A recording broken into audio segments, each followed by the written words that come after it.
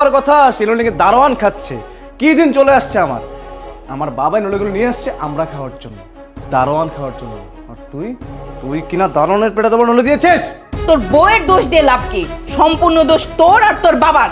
তোরা দুজন মিলে তোর বউকে লাই দিয়ে দিয়ে মাথায় তুলেছিস। এই জন্যই তো আজকে এত বড় সাহস পেয়েছে যে ও দারোয়ানকে ডেকে নিয়ে এসে দারোয়ানের পাতে নলি দিয়েছে। মা, রুবেল ভাই দারোয়ান হয়েছে তাতে কি হয়েছে? তার কি ঈদ করতে ইচ্ছে করে না? একটু ভালো মন্দ খেতে ইচ্ছে করে না? আজকে একটা ঈদের দিন।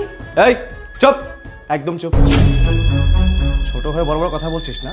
তোর সাহস কি করা হয় যে আমাদের মাঝখানে কথা বলার? আমরা খেয়ে যা থাকবে সেটা দারোয়ান খাবে। আমাদের মুখের খাবার দারোয়ানকে খাওয়াবো নাকি আমরা?